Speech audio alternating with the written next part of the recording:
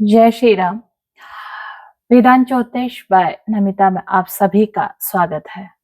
और आज मैं जो चर्चा लेकर आ रही हूँ कि राहु से हम इतना क्यों डरते हैं, और राहु जब चंद्रमा के साथ हो या चंद्रमा हमारे किसी ऐसे घर में हो जहां से वो हमारे मन पर प्रभाव डाल सकते हैं, तो वो कौन कौन से घर हैं। और उसमें कहीं से भी चंद्रमा और राहु का नवम पंचम का संबंध हो, तो ऐसे में हमें क्या करना चाहिए। वो मन में हमारे इतने भ्रम क्यों उत्पन्न कर देते हैं।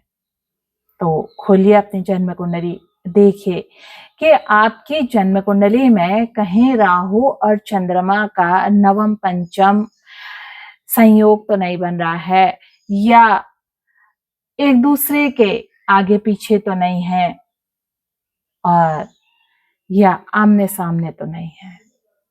अगर ऐसा है तो निश्चित रूप से आपके उसमें भी मति भ्रम होता होगा। और ये मति भ्रम क्यों होता है, ये किन लोगों के उसमें नहीं होगा और किन के साथ होगा, इस पर मैं आज आपके साथ चर्चा करूंगी। तो उसके पहले हमें सबसे पहले अपनी जन्म कुंडली में ये चीजें पता होनी चाहिए कि हमारा राहु कहाँ है। चंद्रमा से 5 घर आगे गिनने पर क्या राहु है, या राहु से 5 घर आगे गिनने पर चंद्रमा है। जब नवम पंचम हम किसको कहते हैं, माना सपोज आपके लग्न में राहु है और पंचम में चंद्रमा है, तो ये क्या हो गया, नवम पंचम का संयोग हो गया। राहु से 5 घर आगे जो होंगे चंद्रमा होंगे, और चंद्रमा से 9 घर आगे जाके हमारे राहु हो जाएंगे। ठीक ऐसे ही अगर माना सपोज आपके पंचम हाउस में चंद्रमा बैठे हुए हैं और नवम घर में कौन बैठे हुए हैं, नवम घर में राहु बैठे हुए हैं, तो अब आप चंद्रमा से 5 घर आगे गिनेंगे तो राहु होंगे। इसको कहते हैं नवम पंचम। आगे पीछे कहते हैं कि आपके माना चतुर्थ हाउस में चंद्रमा है और 5वें घर में आपके राहु है, और या आपके पहले घर में राहु है और सेकंड हाउस में चंद्रमा है। अब जब चंद्रमा आपके सेकंड हाउस में है और राहु आपके 8वें हाउस में है, तो इसमें भी ये सब चीजें आ जाती हैं। तो अगर अभी तक आपने चैनल सब्सक्राइब नहीं किया है तो आप वेदांत ज्योतिष बाय नमिता चैनल को सब्सक्राइब कीजिए।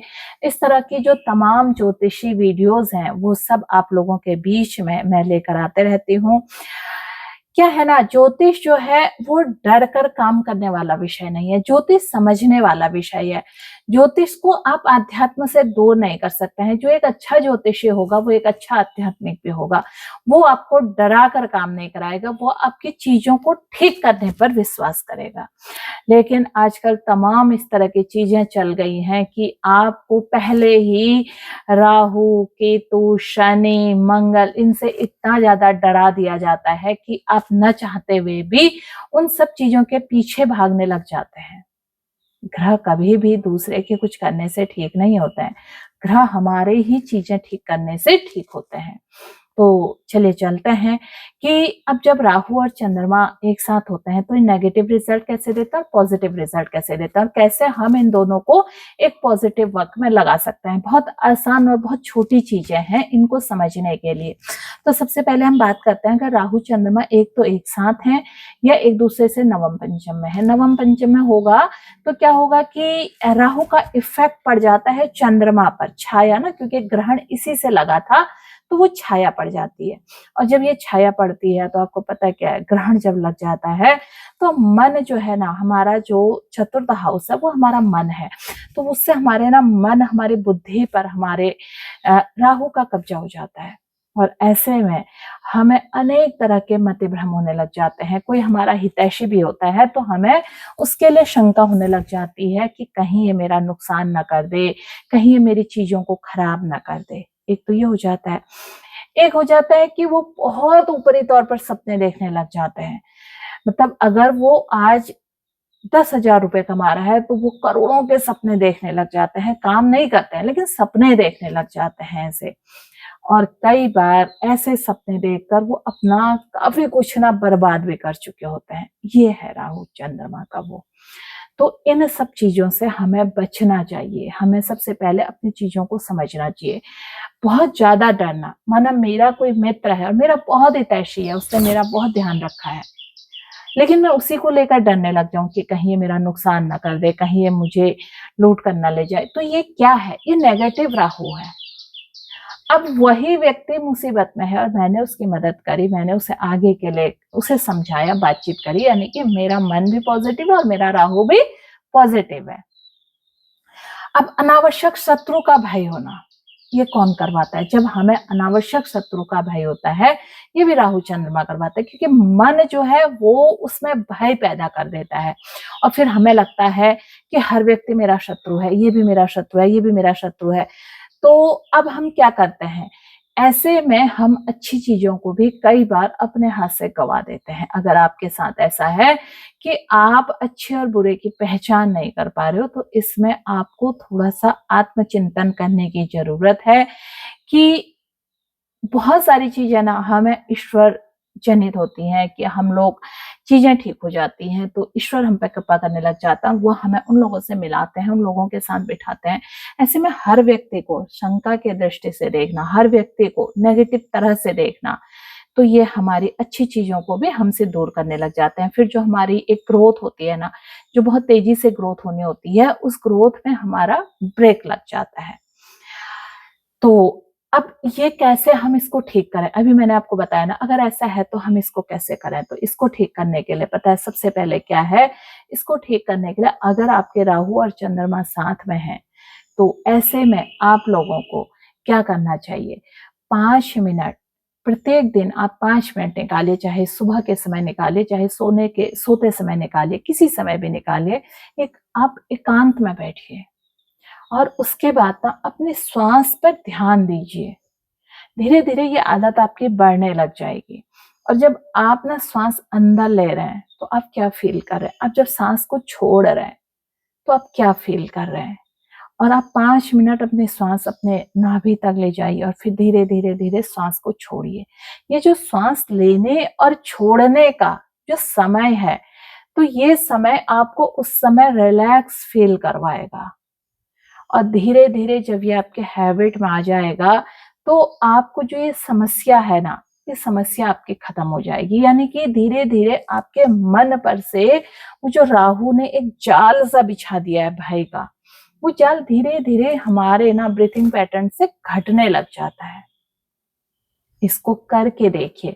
मैं ये इसलिए कह रही हूँ, ये है आध्यात्मिक, लेकिन राहु जब मन में बहुत सारे भ्रम डाल देता है, फिर आप इस तरह से करते हैं, तो इससे क्या होता है, हमारी चीजें जो हमारे मन में कोई भी ऐसे में रोग के लिए भी ये चीजें होती हैं। माना आपको एक छोटा सा कहीं पर दर्द हुआ, पेट दर्द ही हुआ, तो आपको लगेगा कहीं मेरे पेट में गांठ तो नहीं बन गई, कहीं मेरा अल्सर तो नहीं हो गया, कहीं मुझे ऐसा तो नहीं हो गया। ये राहु है। आपका किसी से अपने ही घर में मनमुटाव हुआ, थोड़ा सा छोटा सा झगड़ा हुआ, अपने हस्बैंड से हुआ, वाइफ से हुआ, तो आप सीधे इस बात को ये सोच लेंगे कि मेरा पति कहीं मुझे छोड़कर तो नहीं चला जाएगा, मेरा पति कहीं कुछ ऐसा तो नहीं कर लेगा, या मेरी पत्नी कहीं भाग तो नहीं जाएगी, मेरी पत्नी छोड़ तो नहीं देगी। इस तरह के अनाप शनाप ख्यालात आना। और कई बार ऐसे में ये आ जाता है, अरे मेरे साथ ऐसा हुआ, मैं तो सुसाइड कर लूंगी या सुसाइड कर लूंगा। ऐसी टेंडेंसी भी इसी चीज में आती है। फिर इसके बाद अगर अब ये क्या होता है ना, ये पंचम में बन रहा होता है, तो यहाँ पर ये आपके संतान और आपके प्रेम और आपके धर्म को कमजोर करने लग जाता है। ऐसे लोगों देखो, अगर धन भाव में बनेगा तो ये धन को वीक करेगा, चतुर्थ में बनेगा तो मन को वीक करेगा, और अगर ये पंचम में बन रहा है तो ये आपकी शिक्षा को भी बाधित करेगा। शिक्षा बाधित करने का मतलब क्या है? आप पढ़ने लिखने में बहुत अच्छे थे, आपने शिक्षा छोड़ के किसी और काम में लग गए, लेकिन फिर आपकी चीजें ठीक हुई तो आपने उस ब्रेक के बाद भी एक अच्छा जो है अपने शिक्षा पाई, लेकिन क्या करा, वो शिक्षा आपके काम नहीं आई। तो ऐसा ये करवाता है। अब इसके बाद यहीं पर हमारा संतान पक्ष भी है, संतान के लिए भी भ्रम दे देता है। फिर ऐसे लोग अपने संतान के लिए भी बहुत परेशान रहते हैं। अब यहाँ पर ये क्या चीज है, ये हमारा शिक्षा है, संतान है, हमारा प्रेम है। अब ये लोग जब भी प्रेम करते हैं तो इनके साथ प्रेम में भी यही दिक्कत होती है। ये प्रेम में भी यही चीजें सोचते हैं कि मेरा पार्टनर मुझे छोड़ तो नहीं देगा। पार्टनर पर शक करना, अनावश्यक ये सोचना, अरे कहीं पार्टनर मेरा जो प्रेमी या प्रेमिका है उसका किसी और के साथ कुछ ऐसा है तो नहीं। तो बहुत ज्यादा शंकाएं मन में आना, ये कौन करवाता है? ये जो पूरा जाल है ना, ये राहु बिछाता है। अब इस जाल से हमने बाहर निकलना है, क्योंकि जितना हम इस जाल में ना जगड़ते जाएंगे, वो जाल क्या होता है, बढ़ते जाता है। और एक टाइम ऐसा होता है कि हमें वही देखते हैं जो हमें राहु दिखाता है। हमारी अपनी जो आईज होती है ना देखने की, जो हमारे अपने मनोस्थिति होती है, वो खत्म हो चुकी होती है। फिर ऐसे में हम लोग क्या कहते हैं, इसे कोई कुछ लग गया, इसे कुछ हो गया, इस पर किसी ने कुछ कर कुरा दिया। ये सारे राहु की नेगेटिव एनर्जी है। ये नेगेटिव एनर्जी इतनी ज्यादा कैसे आती है? ये एक साथ नहीं आती है, ये आपके जीवन में धीरे धीरे धीरे धीरे धीरे आती है। और अब मैं आगे आपको बताऊंगी कि हम जिन लोगों के साथ रहते हैं उसका भी फर्क इसमें बहुत तेजी से पड़ता है। अगर आपके उसमें राहु चंद्रमा है तो क्या होगा, ट्राइन में भी बोल रही हूँ मैं, राहु चंद्रमा है तो क्या होगा। आप जिन लोगों के साथ है ना, वो अगर आपसे कहेगा धीरे 4 दिन, वो कह दे वो व्यक्ति आपसे कि देखा सूर्य जो है ना वो दक्षिण दिशा से निकल रहा है, तो आप उन 4 दिन के बाद ना उस व्यक्ति में इतना विश्वास करने लग जाएंगे, तो आप अपने तर्क देने लग जाएंगे कि हाँ सूर्य तो दक्षिण दिशा से निकल रहा है, सूर्य तो दक्षिण दिशा से निकल रहा है। ऐसा ये बना देता है। तो इसलिए अगर राहु चंद्रमा है तो आप अपनी संगत को भी, खास तौर पर ये मैं बच्चों के लिए बोल रही हूँ, ऐसे में आप अपने बच्चों की ना जो मित्रता है उस पर जरूर ध्यान दीजिए, क्योंकि सबसे ज्यादा भटकाव बच्चों को इसी उस पर आता है। और ये सही ट्रैक पर चले गए, इन्हें सही गुरु मिल गए, सही समाज मिल गया, सही मित्र मिल गया, तो समझो इन्हें ग्रोथ करने से भी कोई नहीं रोक सकता है। क्यों? क्योंकि वो इनको भव्य चीजें, अच्छी चीजें, पॉजिटिव चीजें दिखाते हैं।